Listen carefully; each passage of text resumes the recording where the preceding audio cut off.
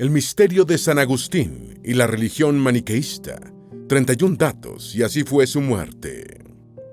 Agustín de Hipona, canonizado como San Agustín, un africano de raza bereber que vivió entre los años 354 y 430, ha sido uno de los intelectuales más importantes de la historia del cristianismo, solo comparable a Pablo de Tarso.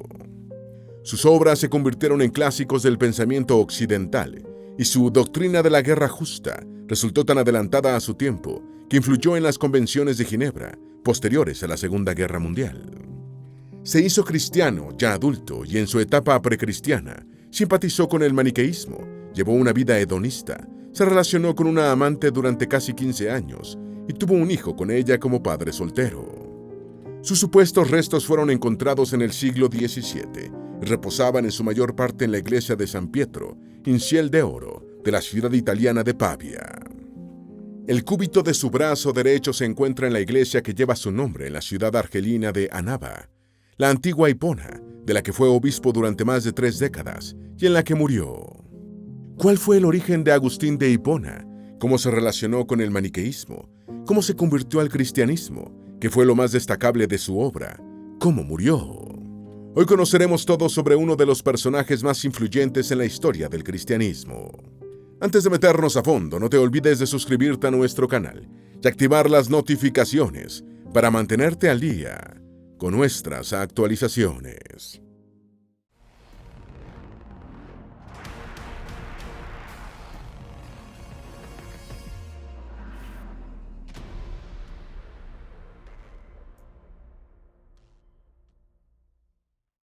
Número 1. ¿Quién era Agustín de Hipona? Agustín de Hipona, canonizado como San Agustín en el año 1303 por el Papa Bonifacio VIII, fue un teólogo y filósofo de origen bereber, nacido como Aurelius Agustinus, el 13 de noviembre del año 354, en la antigua ciudad romana de Tagaste, en la provincia de Numidia Cirtensis, en la costa del norte de África. Fue obispo de la ciudad de Hipona Regius, la actual Annaba, en Argelia, de donde deriva su nombre españolizado de Agustín de Hipona. Sus escritos influyeron decisivamente en el desarrollo del cristianismo y la filosofía occidentales, y es considerado uno de los padres de la Iglesia más destacados. Sus principales obras fueron La ciudad de Dios, Confesiones y sobre la doctrina cristiana. Según San Jerónimo, que fue su contemporáneo, Agustín estableció de nuevo la antigua fe. Número 2. ¿Cómo fue su niñez y educación? Mónica, la madre de Agustín, era una cristiana devota. Patricio, su padre, fue un pagano que se convirtió al cristianismo ya moribundo. Tenía un hermano llamado Navigio y una hermana cuyo nombre no consta en ninguna fuente, recordada convencionalmente como Perpetua. Los historiadores coinciden en que los padres de Agustín eran bereberes, un grupo étnico originario del norte de África, pero que estaban fuertemente romanizados y hablaban latín en casa. El apellido Aurelius sugiere que los antepasados del padre de Agustín eran libertos de la gens Aurelia. A los 11 años, Agustín fue enviado a la escuela de Madaurus, una pequeña ciudad númida a unos 31 kilómetros de su localidad natal, donde se familiarizó con la literatura latina. A los 17 años, gracias a la generosidad de un amigo de la familia, fue a Cartago a estudiar idiomas y retórica. Número 3. Experimentó con el placer y fue padre soltero. Señor, concédeme la castidad y la continencia, pero todavía no. Esta frase, escrita por el propio Agustín en su obra autobiográfica, Confesiones, expresa mucho sobre las 2 etapas en la vida del intelectual cristiano, desde una primera llena de placeres mundanos, hasta una segunda como sacerdote, obispo, teólogo y filósofo, después de su conversión al cristianismo. Ya durante su primer viaje a Cartago, siendo un adolescente tardío de 17 años, y a pesar de las advertencias de su madre, Agustín vivió un estilo de vida epicúreo, relacionándose con jóvenes que presumían de sus hazañas sexuales. Agustín se convirtió en amante de una joven cartaginesa, con la que no se casó, y con la que tuvo un hijo llamado Adeudatus, sobre el que no existe información, salvo que murió a temprana edad y que era muy inteligente. Número 4. Tenía previsto casarse con una joven heredera. Mónica, madre de Agustín, le había advertido a su hijo que evitara la fornicación, pero el joven persistió en su relación con su amante, que duró 15 años, pero nunca pensó en casarse porque tenía previsto hacerlo con una heredera adolescente. En el año 385, Agustín puso fin a su relación amorosa para preparar el matrimonio con la joven heredera. Sin embargo, la boda se retrasó y cuando pudo concretarse, ya el futuro obispo de Hipona se había inclinado por el cristianismo y pensaba hacerse sacerdote. Desde el principio fue un estudiante brillante, pero nunca dominó el griego, en parte porque su primer maestro de ese idioma era un hombre brutal que agredía físicamente a sus estudiantes, y Agustín se negó a seguir clases con él. Cuando se dio cuenta de las limitaciones que suponía no dominar el griego, ya era demasiado tarde y solo pudo adquirir unas nociones básicas del idioma, aunque a cambio llegó a ser un maestro de latín. Número 5. Su viaje a Cartago, Roma y Milán. Entre 373 y 374, Agustín enseñó gramática en su ciudad natal y al año siguiente partió hacia Cartago para dirigir una escuela de retórica. Permaneció en la patria de Aníbal Barca durante los siguientes 9 años, junto a su amante cartaginesa. En 383 decidió trasladarse a Roma para abrir una escuela, estimulado porque pensaba que la capital del Imperio Romano de Occidente, aunque venida a menos, todavía albergaba a los retóricos más brillantes. Se decepcionó de Roma por la apática recepción que tuvo y sufrió un traspié económico, cuando muchos de sus estudiantes asistieron a sus clases durante un trimestre y luego no le pagaron. En ese tiempo ya estaba involucrado en el maniqueísmo y sus amigos maniqueístas le ayudaron a encontrar plaza en Milán como profesor de retórica. Número 6. Su trabajo como profesor de retórica. Tras la muerte de su padre, Agustín se había convertido en profesor de retórica en Cartago y junto a otros intelectuales se interesó en una secta cristiana que había fundado un profeta persa cristiano llamado Mani, muerto más de 100 años atrás.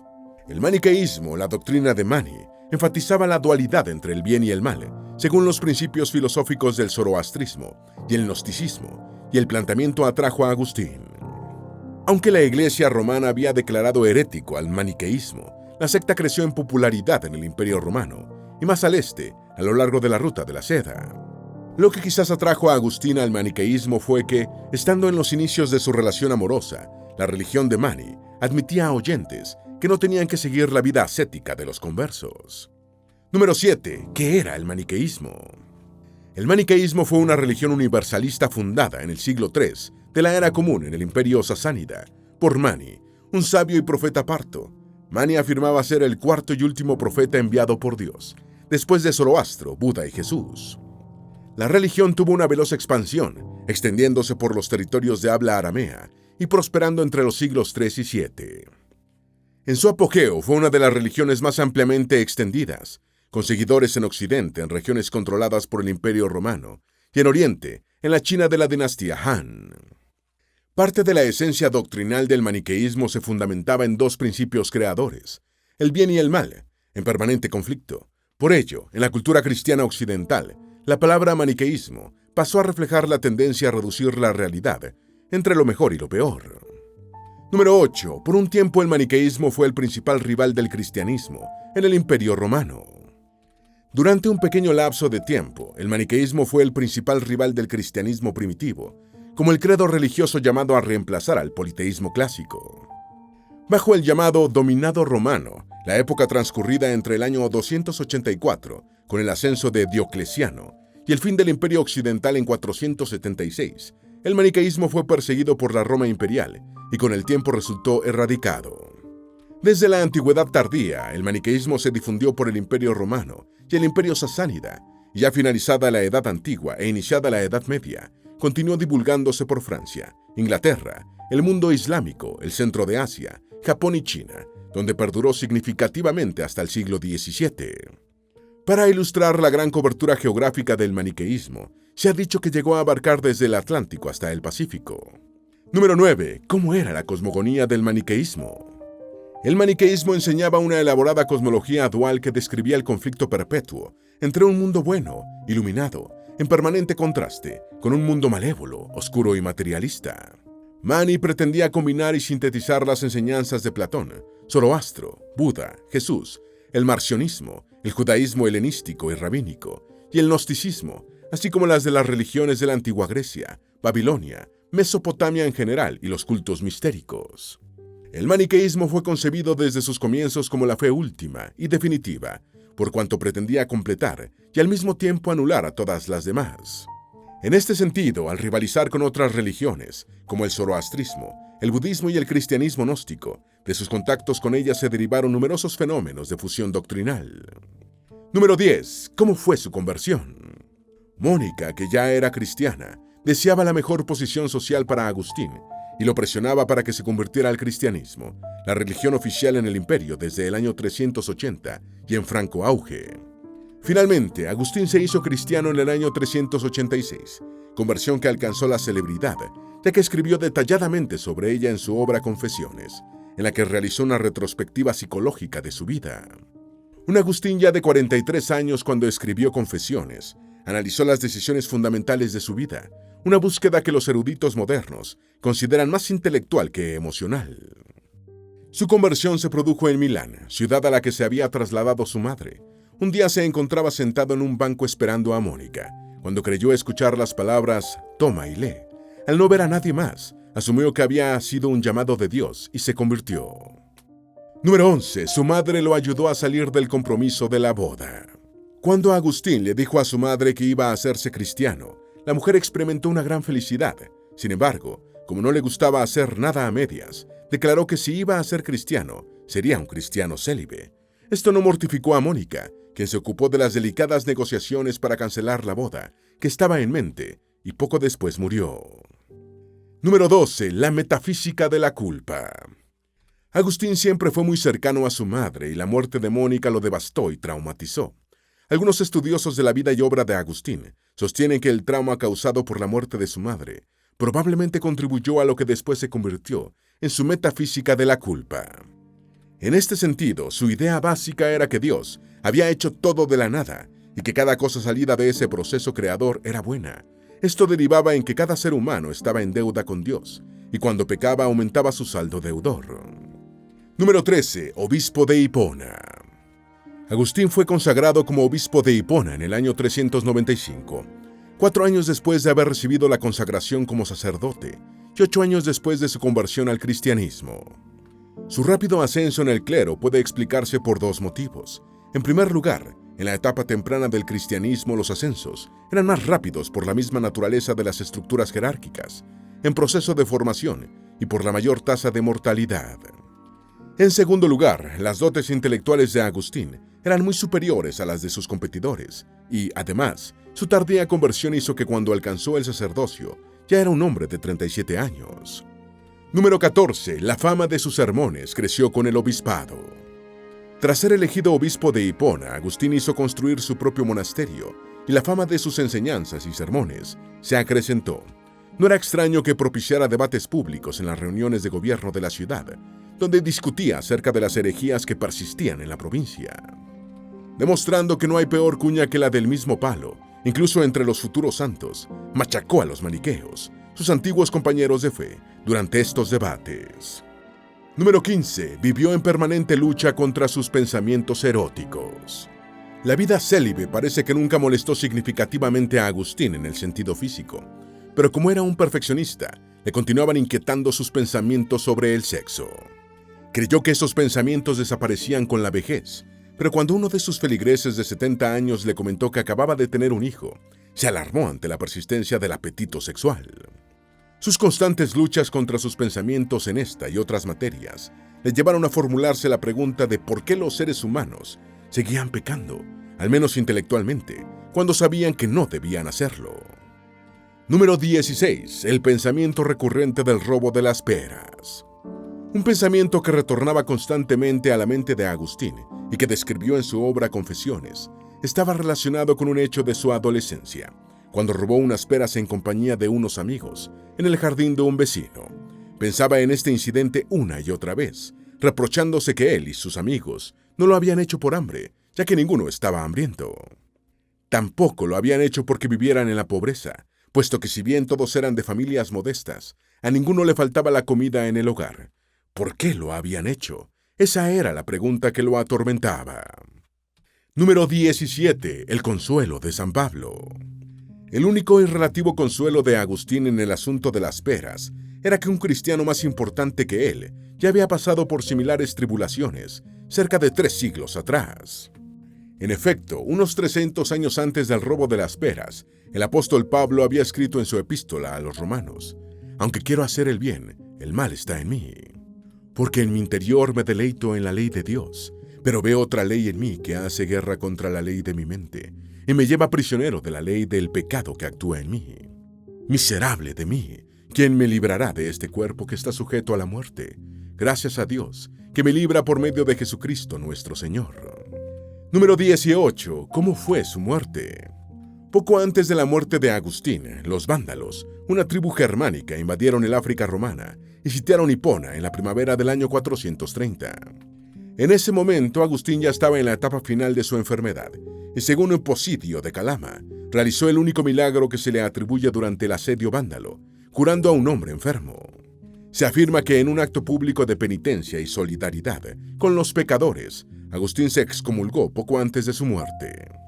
Pasó sus últimos días orando y pidió que le colgaran en las paredes, frente a su lecho de muerte, los salmos penitenciales de David, para poder leerlos. Su biógrafo, Posidio, afirma que lloraba constantemente leyendo los salmos. Murió en Hipona, África, el 28 de agosto del año 430, a los 75 años. Número 19. Santidad. Una de las últimas órdenes de Agustín antes de morir fue que los libros de su biblioteca personal, que mantenía en la iglesia de Hipona, fueran cuidadosamente conservados. Poco después de su muerte, los vándalos levantaron el asedio de Hipona, pero poco después retornaron y quemaron la ciudad, destruyéndolo todo, salvo el templo y la biblioteca de Agustín, que se conservó intacta. Agustín fue aclamado como santo por el pueblo de Hipona y canonizado como San Agustín en 1303 por el Papa Bonifacio VIII, quien también lo reconoció como doctor de la Iglesia. Su festividad es celebrada por la Iglesia Católica el 28 de agosto, día de su muerte, mientras que las iglesias ortodoxas griega y rusa la celebran el 15 de junio. La Iglesia de Inglaterra celebra una festividad menor el 28 de agosto. Número 20. Reliquias de San Agustín.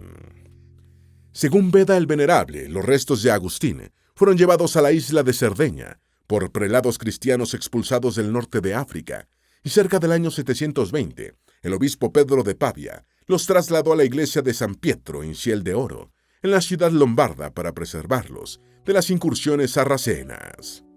En 1695, unos obreros que trabajaban en la iglesia paviana descubrieron un cofre de mármol con unos restos humanos y comenzó una disputa sobre si eran o no los de San Agustín.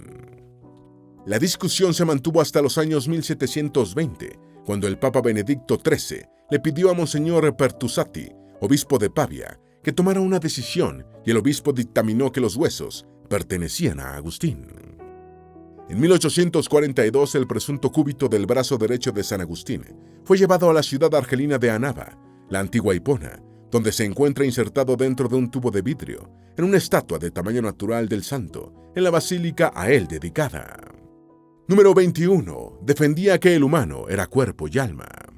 Como parte de su trabajo intelectual, el más importante e influyente del credo cristiano durante su primera etapa, después del de Pablo de Tarso, Agustín de Hipona realizó la primera gran síntesis del cristianismo, reuniendo las prácticas de la tradición de la época, comparándolas con las escrituras y tratando de inferir de ellas una filosofía para la catequesis.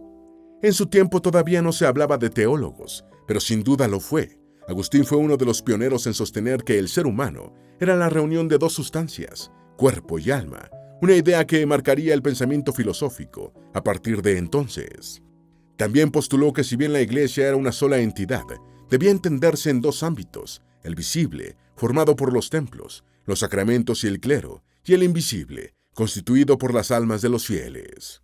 Con esta idea sentó las bases de la eclesiología, la rama de la teología que estudia la Iglesia como ente orgánico y como comunidad.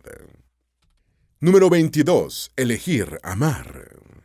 San Agustín tiene gran importancia no solo en la historia de la Iglesia, sino en la historia del pensamiento occidental, dice el filósofo brasileño Segundo Acevedo, estudioso de la obra de Agustín.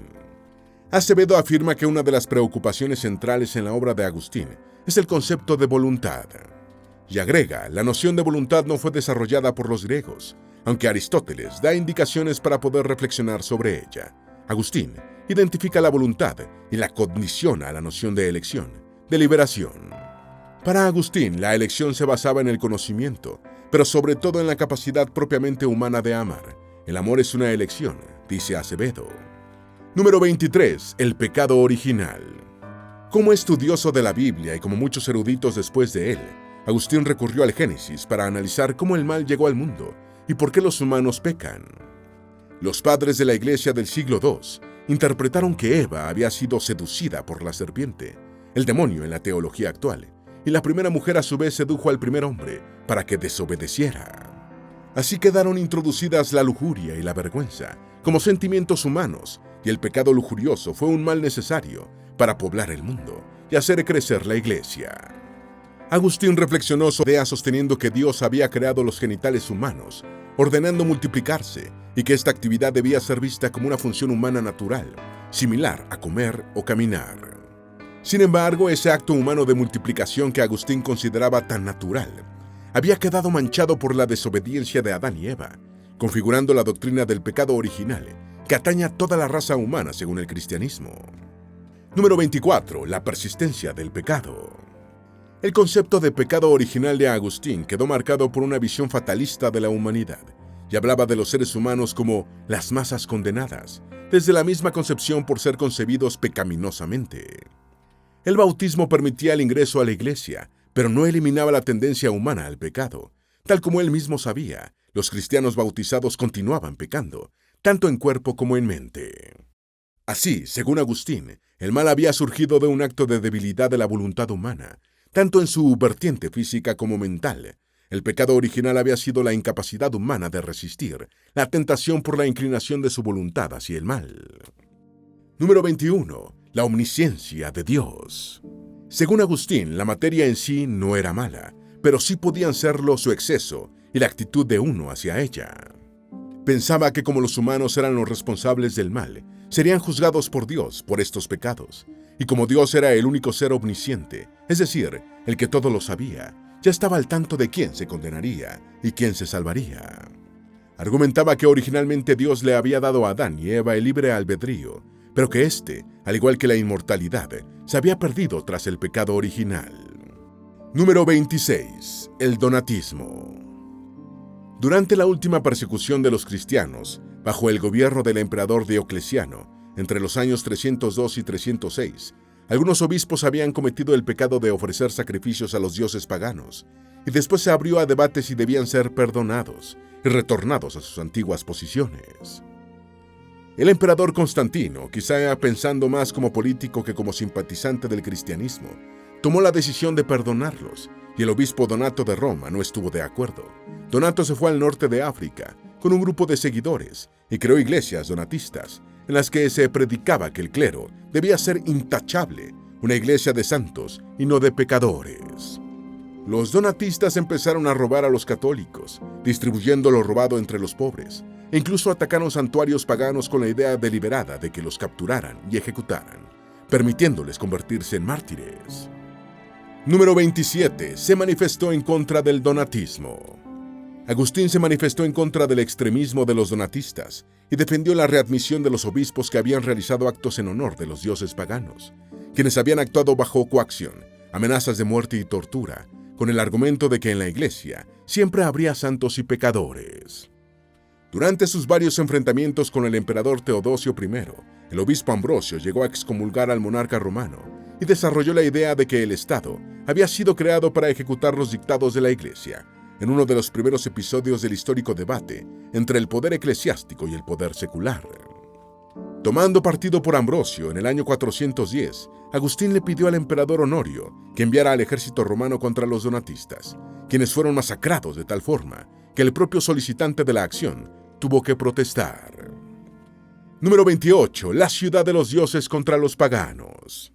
En el siglo V, el Imperio Romano fue asediado continuamente por invasores godos, visigodos y vándalos. En el año 410, el caudillo visigodo Alarico I saqueó Roma, y los traumatizados romanos, que continuaban profesando el paganismo, responsabilizaron a los cristianos de la devastación por haber enfadado a los dioses. La respuesta de Agustín a estas críticas fue sobre la ciudad de Dios contra los paganos, su segunda gran obra, considerada un clásico del pensamiento occidental. En esta obra, el obispo de Hipona perfeccionó sus conceptos anteriores sobre la existencia del mal, el sufrimiento de las personas justas y el conflicto entre la omnisciencia divina y el libre albedrío. El valor de la obra se fundamenta en la argumentación presentada por Agustín en favor de la superioridad filosófica del cristianismo y en su maestría para sintetizar tratados de filosofía anteriores. Número 29. Acusó de corruptos a los romanos. Sobre la ciudad de Dios contra los paganos, presenta la historia de la humanidad como un conflicto universal entre Dios y el demonio. La ciudad terrenal es definida como un lugar de maldad y corrupción, donde la gente está sumergida en sus preocupaciones corrientes y en los placeres mundanos. En cambio, la ciudad de Dios alberga a los que se dedican a la verdad de Dios, una nueva Jerusalén y un reino celestial para todos los creyentes. Dando la vuelta a las críticas de los paganos sobre el saqueo de Roma, Agustín argumentó que la ciudad ya había sido saqueada con anterioridad y que, sin embargo, los romanos habían persistido en su conducta inmoral, corrupta y violenta. Número 30. Su teoría de la guerra. La ciudad de Dios, título abreviado de la principal obra de Agustín, contiene la que después fue llamada la doctrina agustiniana sobre la teoría de la guerra justa. Agustín postuló que la guerra debía tener una justificación moral válida y que debía haber una conducta correcta durante la misma. Para desarrollar su punto de vista, revisó los textos filosóficos y las tradiciones antiguas sobre la guerra.